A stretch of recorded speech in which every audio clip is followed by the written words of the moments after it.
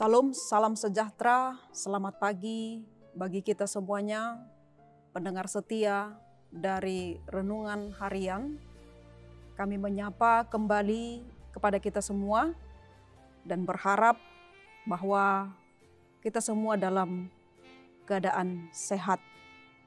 Sebelum kita mengawali aktivitas kita dalam satu hari ini, mari bersama-sama mendengarkan firman Tuhan pada hari ini, Kamis 18 Januari 2024.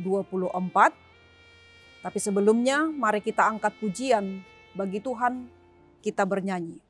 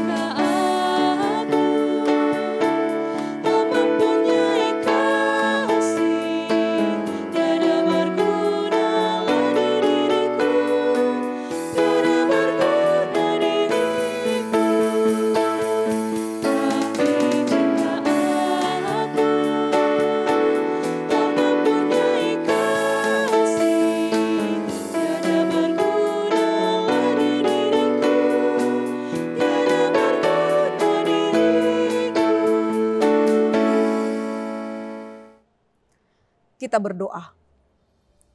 Segala puji dan hormat, kemuliaan hanya bagi-Mu, Tuhan kami. Pada saat ini kami bersyukur Engkau masih memperkenankan kami untuk beroleh kesehatan, kekuatan yang dari Tuhan untuk kami pakai dalam kehidupan kami pada hari ini. Mengerjakan segala sesuatunya dalam aktivitas kami. Kiranya firman-Mu pada hari ini yang akan bersabda di tengah-tengah kami. Itulah yang menuntun kehidupan kami. Agar hidup kami boleh senantiasa berjalan di dalam kehendak Tuhan. Hanya di dalam nama anak-Mu Tuhan Yesus Kristus, kami berdoa dan mengucap syukur. Amin. Saudaraku yang dikasihi oleh Tuhan, firman Tuhan untuk kita pada hari ini tertulis dalam Yakobus pasal yang kedua ayat 26. Dikatakan seperti ini. Sebab seperti tubuh tanpa roh adalah mati. Demikian jugalah iman tanpa perbuatan-perbuatan adalah mati. Dalam bahasa Batak dikatakan, aisongon dagingi namate anggo so martodi. Songonido mate haporseaon naso marulaon. Demikian firman Tuhan. Saudaraku yang dikasihi oleh Kristus, firman Tuhan hari ini berbicara tentang hubungan antara iman dan perbuatan. Ada dua hal unsur penting dalam iman yang boleh kita perhatikan. Yaitu yang pertama adalah iman yang mati atau iman yang kosong. Iman ini adalah iman yang tidak disertai dengan perbuatan. Jika kita berbicara mengenai iman, tetapi tidak bertindak sesuai dengan apa yang kita percayai, hal itu adalah sia-sia atau omong kosong.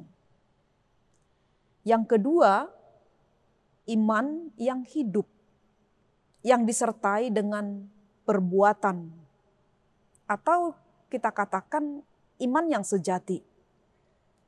Iman yang sejati ini bukanlah hanya sekedar perkataan, namun itu harus diwujudkan ke dalam gaya hidup kita sehari-hari.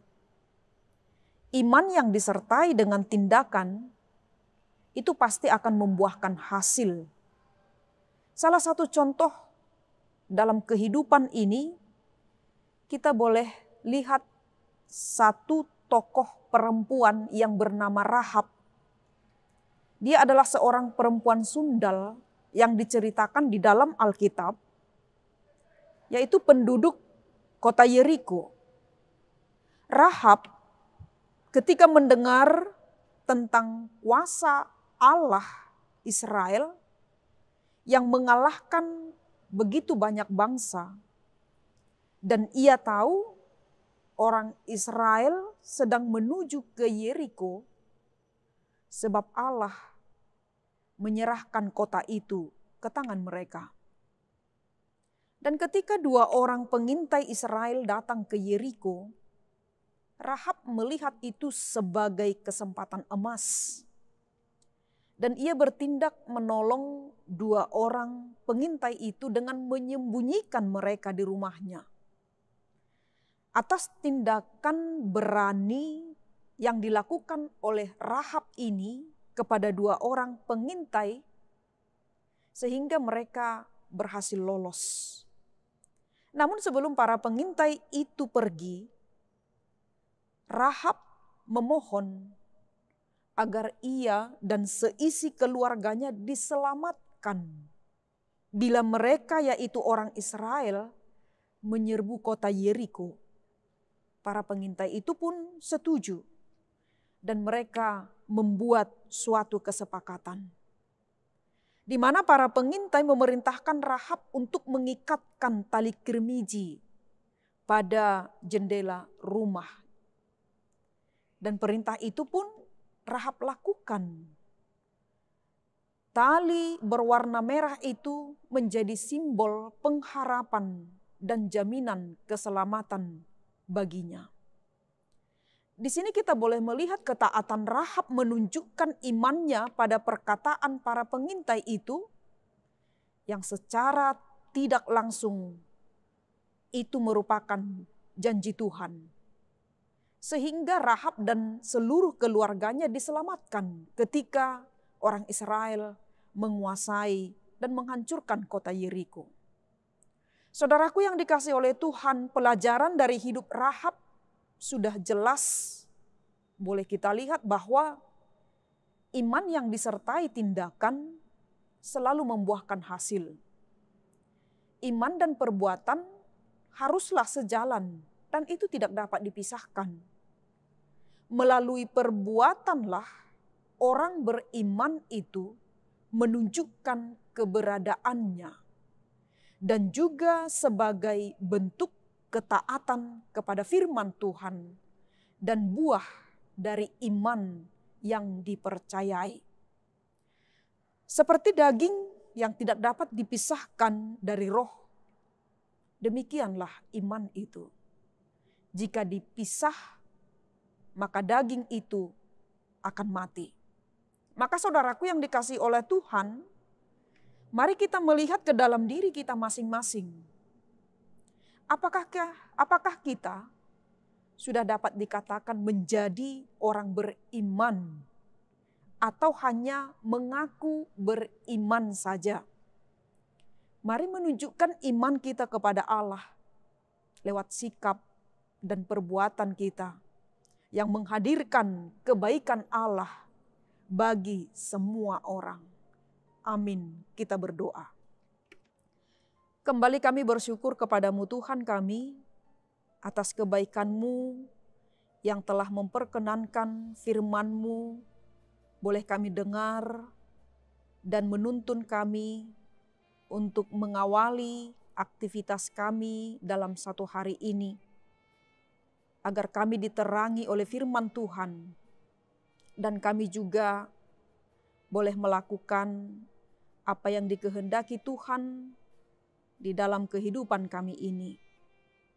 Lewat iman kami boleh melakukan tindakan-tindakan yang menghasilkan berkat bagi orang lain, yang menghasilkan sukacita bagi orang lain dan boleh memberikan kemuliaan bagi nama Tuhan. Maka lewat iman kami juga, itulah yang akan memberikan kami kekuatan untuk menghadapi segala sesuatunya. Pengharapan yang hidup kiranya boleh ada di dalam kehidupan kami ini, sehingga kami boleh melakukan dan berjalan sesuai dengan firman Tuhan. Terima kasih Tuhan, sertailah kami dalam satu hari ini, dimanapun kami berada. Hanya di dalam nama anak-Mu Tuhan Yesus Kristus, kami berdoa dan mengucap syukur kepada Tuhan. Anugerah dari Tuhan kita Yesus Kristus, kasih setia dari Allah Bapa, serta persekutuan dari Roh Kudus, kiranya menyertai kita hari ini sampai selama-lamanya. Amin. Saudaraku yang dikasihi oleh Tuhan, selamat beraktivitas bagi kita semuanya. Tuhan Yesus memberkati. Shalom.